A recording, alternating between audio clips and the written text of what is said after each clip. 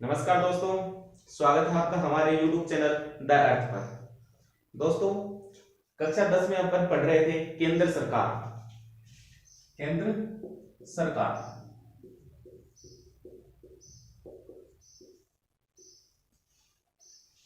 जिसमें अपन ने लोकसभा, राज्यसभा, राष्ट्रपति, उपराष्ट्रपति इन सब के बारे में अपन ने अध्ययन कर लिया था। आज अपन लेने वाले हैं प्रधानमंत्री।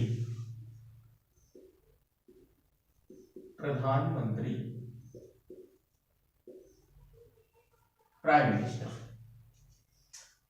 बड़ा क्वेश्चन इस पार्ट से आने वाला है 7 नंबर का, तो बड़े क्वेश्चन इस पार्ट से आएंगे। एक भी छोटा क्वेश्चन इस पार्ट से पूछा नहीं जाएगा, फिर भी अपन छोटी छोटी बातों को लेते आगे बढ़ते चलेंगे। दोस्तों, अगर हमारा वीडियो आपको पसंद आए तो ज्यादा से ज्यादा लाइक, शेयर तथा सब्सक्राइब जरूर कीजिएगा, ताकि सभी विद्यार्थियों तक ये पहुंच सके। प्रधानमंत्री, दोस्तों प्रधानमंत्री पद भारतीय संघ शासन का प्रमुख या महत्वपूर्ण पद होता है। जो भारतीय संविधान के अनुसार प्रधानमंत्री है वह केंद्र सरकार के मंत्री परिषद का प्रमुख व राष्ट्रपति का मुख्य सलाहकार भी होता है।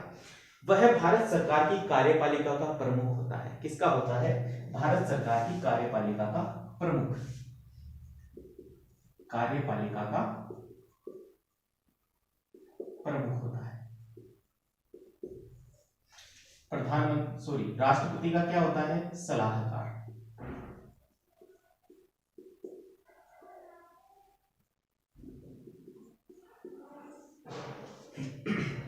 सलाहकार तथा सरकार के विभिन्न कार्यों के प्रति संसद का को जवाबदेह जो होता है वह है प्रधानमंत्री। यानी यह विभिन्न कार्यों के लिए संसद को जवाबदेह होता है। संसद को जवाबदेह मतलब कोई भी कार्य अगर अच्छा होता है या बुरा होता है उसकी जिम्मेदारी किसकी होती है? प्रधानमंत्री की होती है, जो संसद को उस कार्य के प्रति जवाबदेह होता है। संविधान के अनुच्छेद 74 में प्रधानमंत्री के पद की व्याख्या है। अनुच्छेद 74 में इसके पद की व्याख्या की गई है कि भारत का एक प्रधानमंत्री होगा। अनुच्छेद 74 में यह भी स्पष्ट है कि देश के प्रधानमंत्री मंत्री परिषद की अध्यक्षता तथा उसका संचालन करेगा। मंत्री परिषद की अध्यक्षता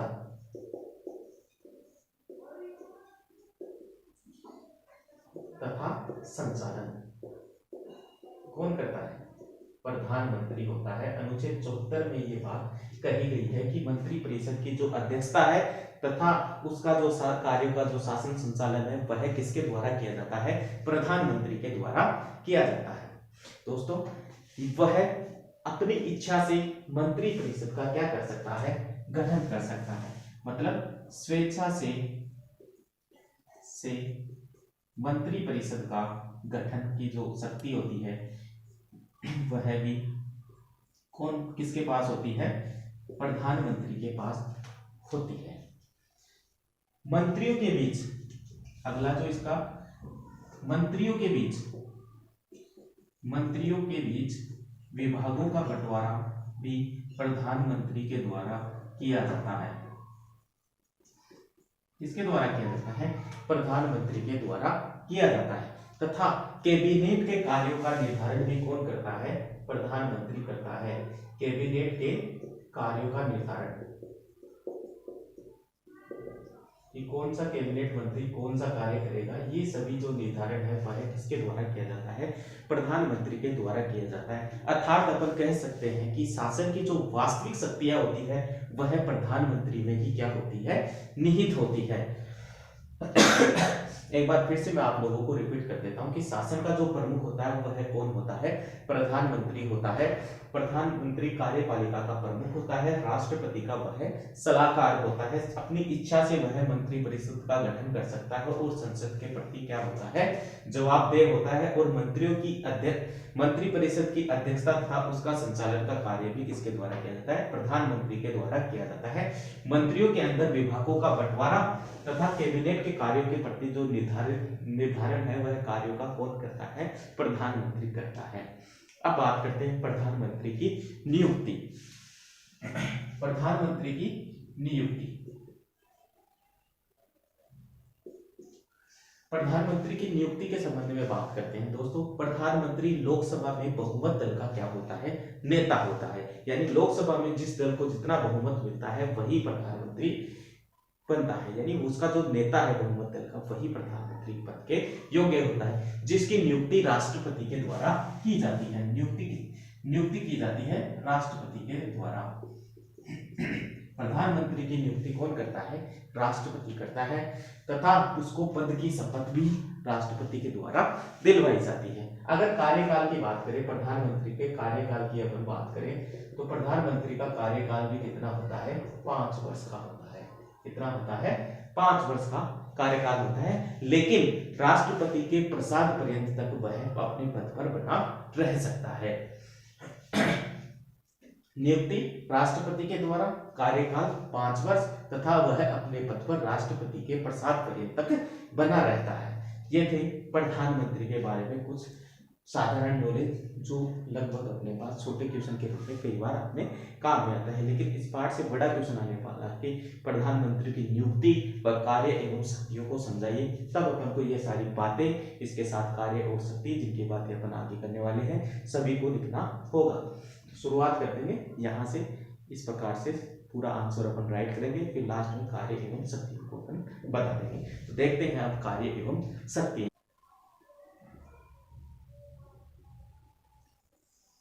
अब बात करते हैं प्रधानमंत्री के कार्य एवं शक्तियों की। दोस्तों, प्रधानमंत्री का जो कार्य है वो सबसे प्रमुख जो पहला कार्य है वह है मंत्रिपरिषद का गठन। मंत्रिपरिषद का गठन। राष्ट्रपति का जो प्रमुख जो कार्य है वह मंत्रिपरिषद का गठन करना है। प्रधानमंत्री शपथ लेते समय अपने मंत्रियों को भी क्या दिलाता है? शपथ दिलाता है। उन्हें राष्ट्रपति मंत्री पद की क्या दिलाता है? शपथ दिलाता है, जिसका चयन प्रधानमंत्री के द्वारा किया गया हो। यानी मंत्रिपरिषद का गठन भी प्रधानमंत्री जब शपथ लेता है उसी वक्त दिला दिया जाता है। उसके द्वारा जो अपने मंत्री है उनकी पूरी डिटेल राष्ट्रपति को दे दी जाती है, जिनको क्रमबद्ध रूप से उनको मंत्री पद की शपथ भी राष्ट्रपति द्वारा दिलाई जाती है। जिनका चयन का अधिकार चयन कौन करता है? प्रधानमंत्री उनका चयन करता है, उसी का शपथ मिलती है। यानी इसके रूप से पूर्ण रूप से स्वतंत्र होता है प्रधानमंत्री अपने मंत्रिपरिषद के गठन के रूप में। अगर दूसरे कार्यों और शक्ति की बात करें तो वो होता है विभागों का बंटवारा या विभाजन। विभागों का बंटवारा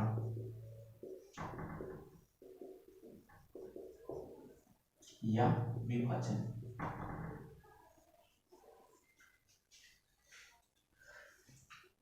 प्रधानमंत्री के कार्य एवं शक्तियों में अगला है विभागों का बंटवारा या विभाजन। मंत्रियों के बीच में विभागों का जो भी बंटवारा है वह प्रधानमंत्री अपने विवेक के अनुसार करता है, अपनी इच्छा से करता है, तथा प्रधानमंत्री कभी कभी किसी भी मंत्री का विभाग बदल सकता है। जब प्रधानमंत्री चाहे तब किसी भी मंत्री का विभाग है वह बदल सकता है। अगली बात करते हैं अगले बिंदु की, बैठकों की अध्यक्षता। बैठकों की अध्यक्षता।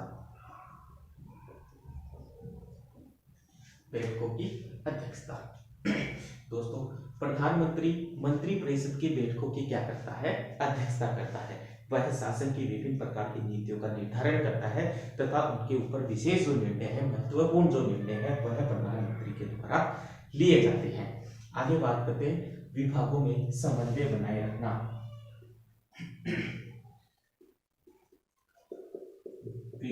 विभागों में समन्वय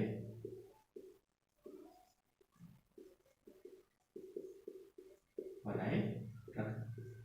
अगला प्रधानमंत्री का जो कार्य है वह है विभिन्न प्रकार के जो विभाग है उनमें आपसी समन्वय बनाए रखना। प्रधानमंत्री पद बहुत ज्यादा महत्वपूर्ण होता है, जो शासन की आधारशिला मानी जाती है। सभी विभागों के मध्य जो आपसी तालमेल है, जो समन्वय है, वह बनाए रखने का काम भी किसका होता है? प्रधानमंत्री का होता है। अगला जो बिंदु है वह है लोकसभा के सदन का नेता। लोकसभा सदन का नेता। दोस्तों, प्रधानमंत्री लोकसभा के सदन का बहुमत प्राप्त जो दल का जो क्या होता है, नेता होता है। वह सभी विधेयक तथा प्रस्ताव उसकी सहमति से ही सदन में रखे जाते हैं। वह बजट उसकी देख रेख में, यानी प्रधानमंत्री की देख रेख में बजट को बनाया जाता है, तय किया जाता है। उसके बाद अगला जो बिंदु है वह है राष्ट्रपति व मंत्रिमंडल के बीच की कड़ी। राष्ट्रपति व मंत्रिमंडल के बीच की कड़ी। प्रधानमंत्री जो होता है वह राष्ट्रपति व मंत्रिमंडल के बीच की कड़ी के रूप में क्या करता है, कार्य करता है। राष्ट्रपति के द्वारा जो मांगी गई सूचनाएं हैं उन पर जवाब देने की जो जिम्मेदारी होती है वह किसकी होती है, प्रधानमंत्री की होती है। और मंत्रिमंडल द्वारा लिए गए महत्वपूर्ण जो निर्णय की जानकारी है वह राष्ट्रपति को देने का अधिकार भी किसका है, प्रधानमंत्री का है। वह जिम्मेदारी भी किसकी बनती है, प्रधानमंत्री की बनती है। अगला जो कार्य है वह है नियुक्ति संबंधी कार्य।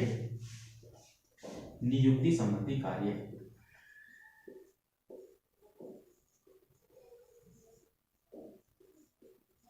नियुक्ति संबंधी कार्य।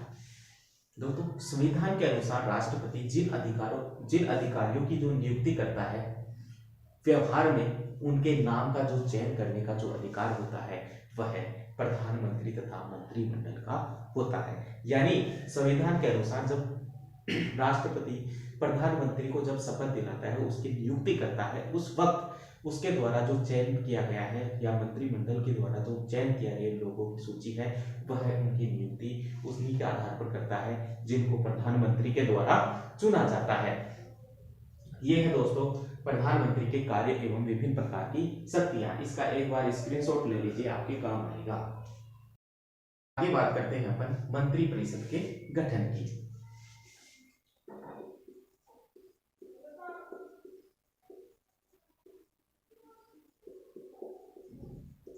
कि मंत्रिपरिषद का जो गठन है वह किस प्रकार से किया जाता है, कौन कौन सी प्रक्रियाओं से गुजरना पड़ता है, कौन कौन से ऐसे बिंदु हैं जो मंत्रिपरिषद के गठन के दौरान अपने काम आते हैं या उनके अध्ययन में आपको सुविधाजनक होते हैं। तो दोस्तों मंत्रिपरिषद का गठन, संविधान के अनुसार राष्ट्रपति के कार्यों में सहयोग के लिए एक मंत्रिपरिषद होती है। यानी जो राष्ट्रपति को उनके कार्य है उनमें क्या करती है, सहयोग करती है। उनका एक नेता होता है जो कौन होता है, प्रधानमंत्री होता है। यानी मंत्रिमंडल का जो नेता होता है वह प्रधानमंत्री होता है, जिसकी सलाह पर मंत्रिमंडल क्या करता है, कार्य करता है। राष्ट्रपति मंत्रिमंडल की सलाह पर ही अपने क्या करते हैं, कार्य करता है। मतलब राष्ट्रपति जो भी फैसला लेता है, मतलब किसी क्षेत्र में मान लो युद्ध और शांति के संबंधित कोई भी घोषणा करनी हो तो राष्ट्रपति उसकी घोषणा करता है। लेकिन राष्ट्रपति को ये सारी बातें बताता कौन है, मंत्रिपरिषद, मंत्रिमंडल या प्रधानमंत्री के द्वारा ये सारे जो निर्णय होते हैं वो बताते हैं। राष्ट्रपति तो सिर्फ एक माध्यम है जिसके द्वारा समस्त जनता को संबोधित करवा के बता दिया जाता है। यानी शांति और युद्ध की जो घोषणा है वह राष्ट्रपति कर देता है, लेकिन किसके कहने पर, मंत्रिमंडल की सलाह के ऊपर। अब देखो कौन कौन से बिंदु है जो गठन में अपने लिए सहायक है। तो प्रधानमंत्री की नियुक्ति क्या है, प्रधानमंत्री की नियुक्ति,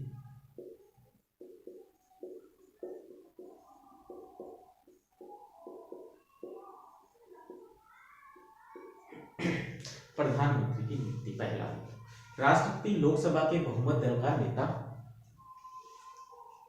प्रधानमंत्री है, उसको पद की क्या दिलाता है,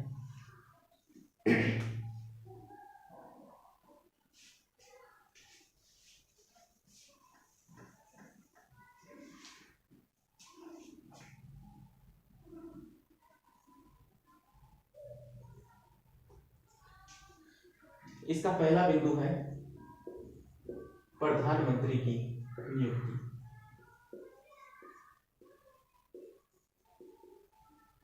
प्रधानमंत्री की नियुक्ति, राष्ट्रपति के द्वारा लोकसभा के जो बहुमत दल के नेता होता है जो प्रधानमंत्री के रूप में उसका है, उसकी क्या करता है, नियुक्ति करता है। कौन, राष्ट्रपति। फिर दूसरा है मंत्रियों की नियुक्ति।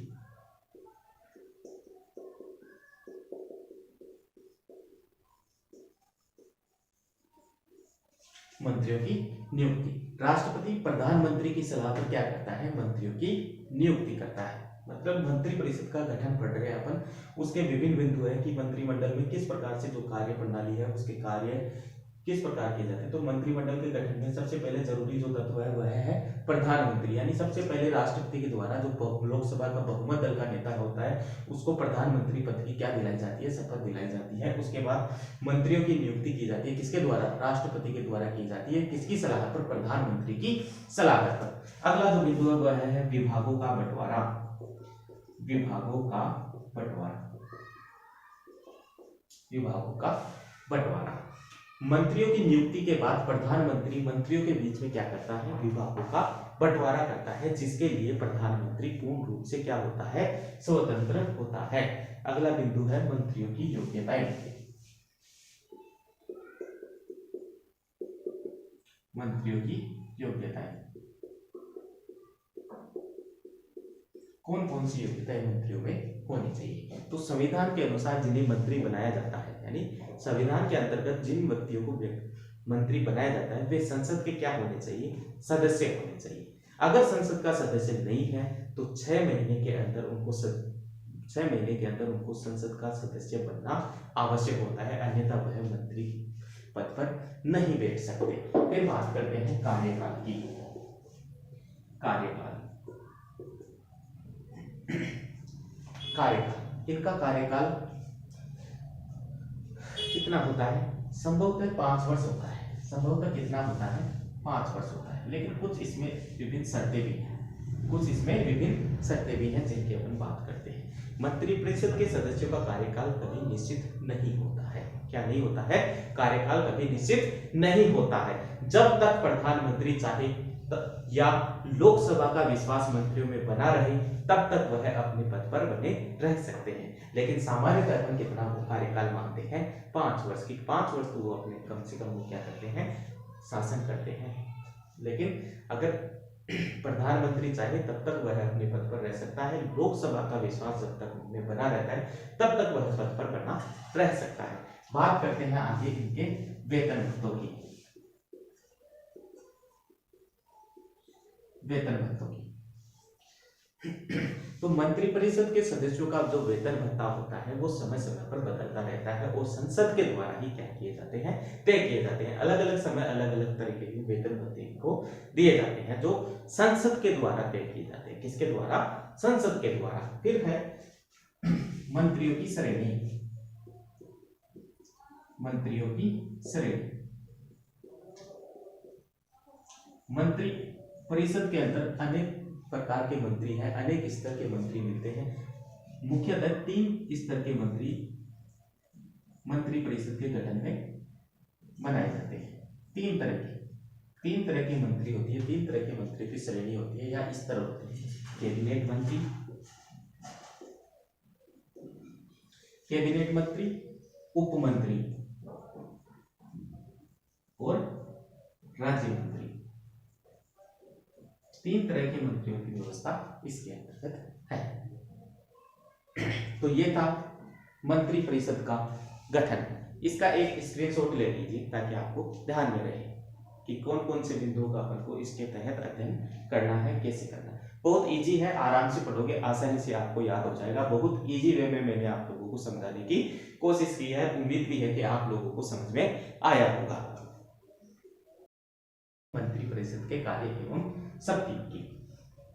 तो मंत्री परिषद को कौन कौन से कार्य तथा शक्ति दी जाती है। सबसे पहली जो है वह है कानून निर्माण। कानून निर्माण की जो शक्ति है वह किसको दी गई है, मंत्री परिषद को दी गई है। यानी संसदीय शासन व्यवस्था में मंत्रिमंडल के जो सदस्य हैं वह शासन की नीतियों तथा कानूनों का क्या करते हैं, निर्माण करते हैं। किसके द्वारा, मंत्री परिषद का यह एक प्रमुख कार्य है। यानी संसदीय शासन व्यवस्था में मंत्रिमंडल के जो सदस्य हैं वो मिलकर शासन से संबंधित नीतियां तथा विभिन्न प्रकार के कानूनों का क्या करते हैं, निर्माण करते हैं। दूसरी है वित्तीय कार्य। दूसरा जो कार्य है वह है वित्तीय कार्य। वित्तीय मतलब वित्त से संबंधित, धन से संबंधित, आर्थिक क्रियाओं से संबंधित। देश की जो आर्थिक नीति का निर्धारण करने की जिम्मेदारी किसकी होती है, मंत्रिमंडल की होती है। यानी आर्थिक जितनी भी नीतियां होती है वो मंत्रिमंडल के द्वारा तय की जाती है, जिसके लिए सरकार प्रतिवर्ष संसद में क्या पेश करती है, बजट पेश करती है और जनता को आर्थिक आवश्यकताओं की पूर्ति करती है। जनता की जो भी आर्थिक आवश्यकता है उनकी पूर्ति मंत्रिमंडल के द्वारा की जाती है बजट के तहत। अगले जो कार्य है वह है विदेश संबंधी कार्य। विदेश संबंधी कार्य, विदेश संबंधी कार्य। भारत में विदेश से संबंधित मामलों का जो संचालन है वह मंत्रिमंडल के द्वारा किया जाता है, यानी विदेश के जो भी मामले हैं वह मंत्रिमंडल के द्वारा तय किए जाते हैं। युद्ध या शांति की घोषणा भी मंत्रिमंडल के निर्णय के ऊपर ही क्या करती है, निर्णय करती है। अपन ने पीछे बात की थी कि राष्ट्रपति है वह शांति तथा युद्ध की जो क्या करता है, घोषणा करता है। राष्ट्रपति केवल क्या करता है, घोषणा करता है, लेकिन यह निर्णय किस पर निर्भर होता है, मंत्री परिषद पर निर्भर होता है, मंत्रिमंडल के ऊपर क्या करता है, निर्भर करता है। किस देश के साथ कैसे संबंध रखने हैं यह बात भी किसके ऊपर निर्भर करती है, मंत्रिमंडल के ऊपर निर्भर करती है। मंत्रिमंडल ही क्या करता है, इन कार्यों को तय करता है। अगला कार्य है वह है नीति निर्धारण। नीति निर्धारण, नीति निर्धारण। मंत्रिमंडल का जो सबसे महत्वपूर्ण कार्य है वह है देश के विकास के लिए क्या बनाना, नीतियों का निर्धारण करना, नीतियां बनाना। मंत्रिमंडल जन कल्याण के लिए, यानी मंत्रिमंडल जन कल्याण के लिए विभिन्न विभागों के मध्य क्या बनाकर रखते हैं, समन्वय बनाकर रखते हैं और विकास कार्य व महत्वपूर्ण निर्णय इनके द्वारा किए जाते हैं, यानी विभिन्न नीतियों का इनके द्वारा निर्धारण किया जाता है। अगला जो कार्य है वह है नियुक्ति संबंधी कार्य। नियुक्ति संबंधी कार्य,